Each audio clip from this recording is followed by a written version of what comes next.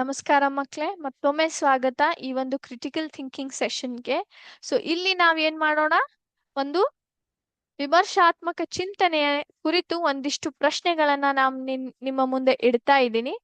ಅದರ ಬಗ್ಗೆ ಇಲ್ಲಿ ನಾವು ಚರ್ಚೆ ಮಾಡೋಣಂತೆ. ಓಕೆ, ನಿಮ್ಮೊಂದಿಗೆ ನನ್ನ ಒಂದು ಪ್ರಶ್ನೆಗಳನ್ನ ಹಂಚ್ತಾ ಇದ್ದೀನಿ. ಎಲ್ರಿಗೂ ಕಾಣಿಸ್ತಾ ಇದೆಯಾ ನನ್ನ ಸ್ಕ್ರೀನ್? ಓಕೆ, ಇವತ್ತಿನ ಒಂದು ವಿಮರ್ಶಾತ್ಮಕ ಚಿಂತನೆ ಉಳ್ಳ ಪ್ರಶ್ನೆಗಳು ಇಲ್ಲಿದ್ದಾವೆ ನೋಡಿ. ಒಬ್ಬ ರೈತ ನದಿಯನ್ನು ದಾಟಬೇಕು. ತೋಳ, ಮೇಕೆ ಮತ್ತು ಎಲೆಕೋಸು ದೋಣಿಯಲ್ಲಿ ಅವನು ಒಂದನ್ನು ಮಾತ್ರ ಒಯ್ಯಬಹುದು. ತೋಳ ಮೇಕೆಯನ್ನು ತಿಂದರೆ ಅಥವಾ ಮೇಕೆ ಎಲೆಕೋಸವನ್ನು ತಿಂದರೆ ಸಮಸ್ಯೆ. ಅವನು ಮೊದಲು ಯಾವುದನ್ನು ಸಾಗಿಸಬೇಕು? ಒಬ್ಬ ರೈತ ಏನ್ ಮಾಡ್ಬೇಕು? ನದಿಯಿಂದ ದಾಟ್ಬೇಕು. ಹಾಗಾಗಿ ದಾಟೋ ಸಮಯದಲ್ಲಿ ಅವನ ಜೊತೆಗೆ ಏನೇನಿದಾವೆ? ತೋಳ, ಮೇಕೆ ಮತ್ತು ಎಲೆಕೋಸು ಇದ್ದಾವೆ. ದೋಣಿಯಲ್ಲಿ ಕೇವಲ ಒಂದೇ ಸಮಯದಲ್ಲಿ ಒಂದು ಮಾತ್ರ ಒಯ್ಯಬಹುದು. ತೋಳ ಮೇಕೆಯನ್ನು ತಿಂದರೆ ಅಥವಾ ಮೇಕೆ ಎಲೆಕೋಸನ್ನು ತಿಂದರೆ ಸಮಸ್ಯೆ. ಅವ ಅದನ್ನ ಯಾವ್ದನ್ನ ಮೊದಲನೇ ಸಾಗಿಸ್ಬೇಕು? ತೋಳ ಏನ್ ಮಾಡ್ಬೋದು? ಮೇಕೆಯನ್ನ ತಿನ್ಬಹುದು. ನಂತರ ಮೇಕೆ ಏನ್ ಮಾಡ್ಬೋದು? ಎಲೆಕೋಸನ್ನು ತಿನ್ಬಹುದು. ಹಾಗಾದ್ರೆ ಅವನು ಯಾವ್ದು ಮೊದಲು ಸಾಗಿಸಬೇಕು? ತೋಳನ್ನ ಸಾಗಿಸ್ಬೇಕು, ಎಲೆಕೋಸನ್ನ ಸಾಗಿಸ್ಬೇಕು, ಮೇಕೆಯನ್ನ ಸಾಗಿಸ್ಬೇಕು, ಅಥವಾ ಎಲ್ಲವೂ ಒಮ್ಮೆನೆ ಒಯ್ಬೇಕು? ಹೇಳಿ ನೋಡ, ಹೇಳಲಿಕ್ಕೆ ಪ್ರಯತ್ನ ಮಾಡಿ. ಎಲ್ರು ವಿಚಾರ ಮಾಡ್ಬೇಕು. ಎಲ್ರಿಗೂ 2 ನಿಮಿಷ ಕಾಲಾವಕಾಶ ಇರುತ್ತೆ. ವಿಚಾರ ಮಾಡ್ರಿ ಎಲ್ರು.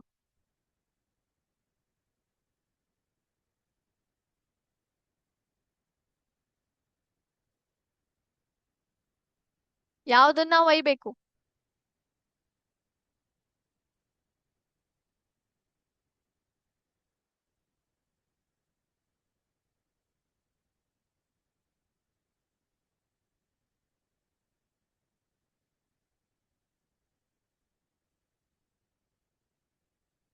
ಎಸ್, ವಿಚಾರ ಮಾಡಿದ್ರ?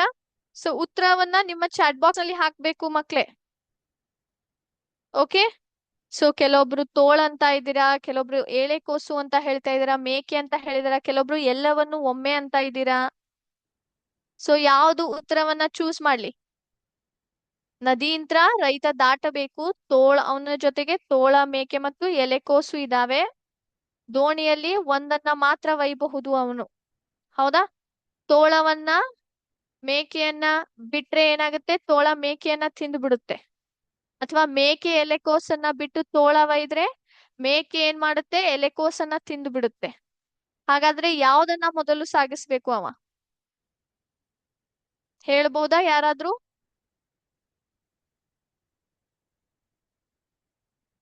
ಏನ್ ಮಾಡ್ಬೇಕು?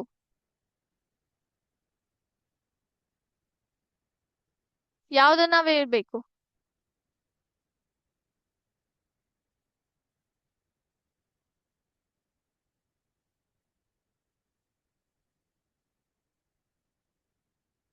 ಮೇಕೆಯನ್ನ ಒಯ್ಬೇಕಾ? ಎಸ್, ಸರಿಯಾದ ಉತ್ತರ ಮೇಕೆ. ಮೇಕೆಯನ್ನು ಮೊದಲು ಸಾಗಿಸಿದರೆ ತೋಳ ಮತ್ತು ಎಲೆಕೋಸು ಸುರಕ್ಷಿತವಾಗಿರುತ್ತವೆ. ತೋಳ ಮತ್ತು ಎಲೆಕೋಸು ಏನಾಗುತ್ತೆ? ಸುರಕ್ಷಿತವಾಗಿರುತ್ತೆ. ಇಲ್ಲಿ ನೀವು ಗಮನಿಸ್ಬೇಕು, ತೋಳ ಮೇಕೆಯನ್ನು ತಿನ್ನುತ್ತೆ. ಹೌದಾ? ಮೇಕೆ ಏನ್ ಮಾಡುತ್ತೆ? ಎಲೆಕೋಸನ್ನ, ಕ್ಯಾಬೇಜ್ ಅಂತ ನೀವೇನ್ ಹೇಳ್ತೀರಿ. ಹೌದಾ? ತೋಳೆ ಅಂದ್ರೆ ವುಲ್ಫ್, ಮೇಕೆ ಅಂದ್ರೆ ಗೋಟ್, ಎಲೆಕೋಸು ಅಂದ್ರೆ ಕ್ಯಾಬೇಜು. ಮೇಕೆ ಏನ್ ಮಾಡುತ್ತೆ? ಎಲೆಕೋಸನ್ನ ತಿನ್ನುತ್ತೆ. ಆದ್ರೆ ತೋಳ ಎಲೆಕೋಸನ್ನು ತಿನ್ನುತ್ತೆ ಅಂತ ಇವ್ರು ಎಲ್ಲೂ ಕೊಟ್ಟಿಲ್ಲ. ಹಾಗಾಗಿ ಏನ್ ಮಾಡ್ಬೇಕು ಇಲ್ಲಿ? ಮೇಕವನ್ನ ತಗೊಂಡ್ ಹೋಗ್ಬಿಟ್ರೆ ತೋಳ ಮತ್ತೆ ಎಲೆಕೋಸನ್ನು ಹಿಂದ್ ಬಿಟ್ಟ ಹಾಗಾಗಿ ಆಯ್ತು. ತೋಳ ಮತ್ತು ತೋಳ ಎಲೆಕೋಸನ್ನು ತಿನ್ನೋದಿಲ್ಲ. ಹಾಗಾಗಿ ಮೂರೂ ಕೂಡ ಸುರಕ್ಷಿತವಾಗಿರ್ತವೆ. ಎಸ್. ಕಾಗದವನ್ನು ಮಡಚಿ ಘನಾಕೃತ ಅಂದ್ರೆ ಕ್ಯೂಬ್ ಮಾಡಿದ್ರೆ ಅದಕ್ಕೆ ಎಷ್ಟು ಅಂಚುಗಳಿರುತ್ತವೆ? ಹೇಳ್ಬೋದಾ?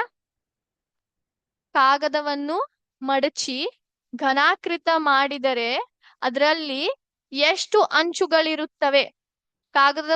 ಕಾಗದಗಳನ್ನ, ಪೇಜಸ್ ಅನ್ನ ಬಳಸಿ ನೀವು ಕ್ಯೂಬ್ ತರ ಬಾಕ್ಸ್ ಅನ್ನ ತಯಾರು ಮಾಡಿದೀರಾ ಮಕ್ಳೇ? ಎಸ್, ಅದಕ್ಕೆ ಎಷ್ಟು ಅಂಚುಗಳಿರುತ್ತವೆ? 8 ಅಂಚು, 12 ಅಂಚು, 6 ಅಂಚು, 16 ಅಂಚು. ಎಷ್ಟಿರ್ತಾವೆ?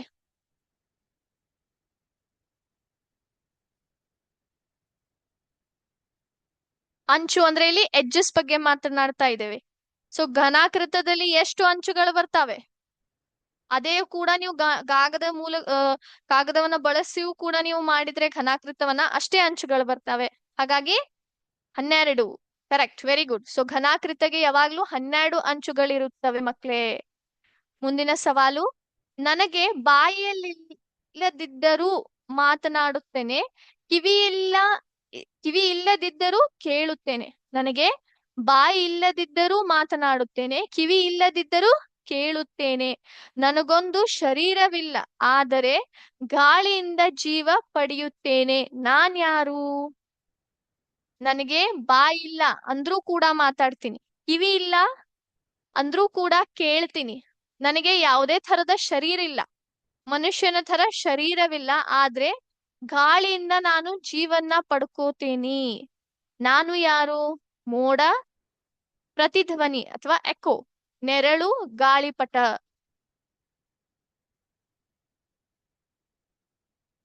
ಮೋಡ, ಪ್ರತಿಧ್ವನಿ, ನೆರಳು, ಗಾಳಿಪಟ. ಯಾವ್ದಾಗಿರ್ಬಹುದು? ಹೇಳಿ ನೋಡೋಣ, ಪ್ರಯತ್ನ ಮಾಡಿ.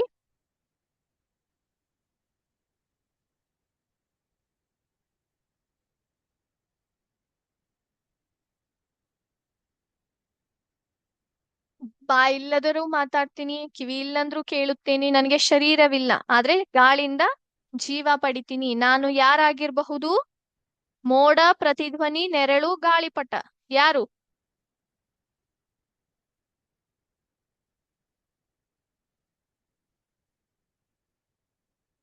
ಪ್ರತಿಧ್ವನಿನಾ? ಎಸ್, ಉತ್ತರ ಪ್ರತಿಧ್ವನಿ, ಎಕೋ. ನೀವು ಮಾತಾಡ್ತೀರಿ ಜೋರಾಗಿ, ಅದು ಏನಾಗುತ್ತೆ? ಎಕೋ ಆಗುತ್ತೆ. ಪ್ರತಿಧ್ವನಿಯ ಮೂಲಕ ಏನಾಗುತ್ತೆ?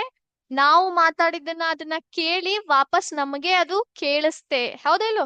ಅದು ಆಗೋದು ಗಾಳಿಯಿಂದ ಜೀವ ಪಡೆದುಕೊಂಡು ಆಗುತ್ತೆ.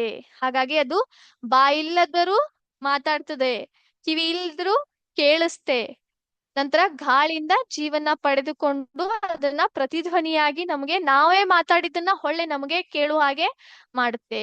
ಓಕೆ, ಸೊ ಮಕ್ಳೇ, ಇವತ್ತಿನ ಒಂದು ಕ್ರಿಟಿಕಲ್ ಥಿಂಕಿಂಗ್ ಸೆಷನ್ ನ ಇಲ್ಲೇ ಸ್ಟಾಪ್ ಮಾಡ್ತೀನಿ. ಐ ಹೋಪ್ ಎಲ್ರಿಗೂ ಇವತ್ತಿನ ಒಂದು ಸೆಷನ್ ಅರ್ಥ ಆಗಿದೆ ಅಂತ ಅನ್ಕೋತೀನಿ.